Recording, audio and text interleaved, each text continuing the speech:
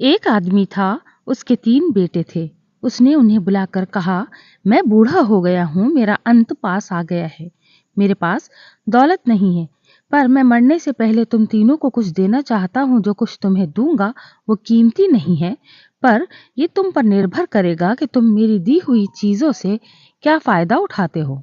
तुम्हें ऐसी जगह देखनी होगी जहां तुम्हारी चीज लोगों के लिए ना हो, तो तुम्हारी किस्मत बन जाएगी। फिर उस बड़े बेटे को एक मुर्गा दिया, दूसरे को दराती और तीसरे को एक बिल्ली। कुछ दिन के बाद पिता की मृत्यु हो गई।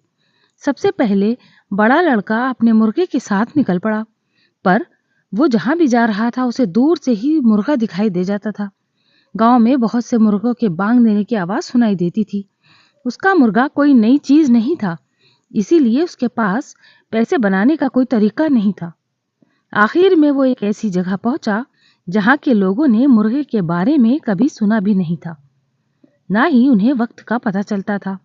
तो वो बस सुबह शाम जानते थे। अगर रात में नींद ना आए तो वो यही जानते थे कि अब क्या वक्त हुआ। बड़े लड़के ने उन्हें अपना मुर्गा दिखाया और कहा, देखो ये कितना अच्छा जानवर है। ये सैनिक लगता है, इसके सिर पर लाल रंग की कलगी है और अपने पैरों पर घूमता है। रात में 3 बार बांग देता है, तीसरी बार तब बोलता है जब सूरज निकलने वाला होता है। यही नहीं, कभी कभी वो दिन में भी चिल्लाता है, जिससे ये पता चलता है कि मौसम बदलने वाला है। गांव के लोग बेहद खुश हुए। वो पूरी रात जागते रहे। मुर्गे ने 2 बजे, फिर 4 बजे और तीसरी बार सुबह 6 बजे बांग दी, तो वो बेहद खुश हुए। फिर उन्होंने उस लड़के से पूछा कि क्या वो मुर्गा बिकाऊ है, और अगर है तो कितने में। लड़का बोला, इतना सोना जो गधे पर लादा जा सके। वो एक सुर में बोले, ऐसे जानवर के लिए ये ठीक कीमत है, और उसकी मांग पूरी करने के लिए तैयार हो गए। जब वो अपनी दौलत के साथ घर लौटा तो उसके दोनों भाई ताज्जुब में पड़ गए। फिर दूसरा बोला, अब मैं जाऊंगा, देखूं मेरी दराती इतना धन दिलवा सकेगी या नहीं। उसको बहुत उम्मीद नहीं लग रही थी, क्योंकि जहां जाता था उसे उसी किसान मिलते थे जिनके कंधों पर अच्छी दराती होती थी। पर आखिर में उसकी अच्छी किस्मत ने ऐसी जगह ले आई जहां के लोगों ने दराती के बारे में सुना भी नहीं था।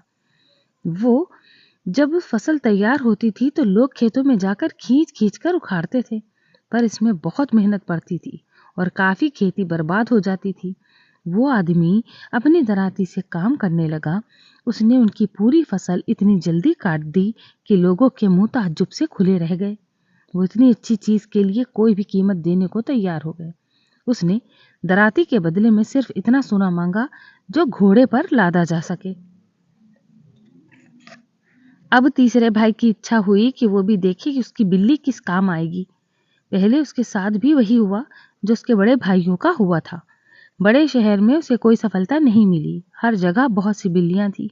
यही नहीं, इतनी ज्यादा थीं कि उनके बच्चे पैदा होते ही लोग उन्हें पानी में डुबोकर मार देते थे। आखिर वो ऐसी जगह पहुंच जा जहां लोगों ने बिल्ली कभी देखी ही नहीं थी। उनके यहाँ चूहे इतने ज्यादा हो गए थे कि मालिक घर में हो या ना हो, वो मेज कुर्सी पर नाचते दिखते थे। जहां देखो वहीं लोग इसी बारे में शिकायत कर रहे होते थे। राजा तक वो अपने महल से निकाल नहीं पा रहा था। हर कोने में चिचिया रहे थे, सब सामान कुतर रहे थे। बिल्ली के लिए ये बढ़िया जगह थी। उसने उनका पीछा करना शुरू कर दिया। पलक झपकते ही उसने 2 कमरों से उन्हें साफ कर दिया। अब लोगों ने राजा से विनती की कि जनता की भलाई के लिए किसी भी कीमत पर उस बिल्ली को खरीद ले। राजा ने हंसी खुशी मुंह मांगी कीमत दे दी। एक खच्चर पर सोना हीरे जवाहरात लाद कर दे दिए। इस तरह तीसरा भाई पहले दोनों से ज्यादा दौलत लेकर घर लौट आया। उधर बिल्ली शाही महल में दावत उड़ा रही थी। उसने इतने चूहे खा लिए थे कि अब उसकी संख्या कम हो गई थी। वो धीरे धीरे अपने काम से बेहद थक गई थी। उसे बहुत प्यास भी लगने लगी। वो सीधी खड़ी हुई, सिर ऊंचा किया और बोली, म्याऊं म्याऊं। इस अजीब आवाज को सुनकर राजा ने अपनी सारी प्रजा को इकट्ठा कर लिया। बहुत से लोग उस आवाज को सुनते ही इतना डर गए कि चीखते हुए महल छोड़कर भाग गए।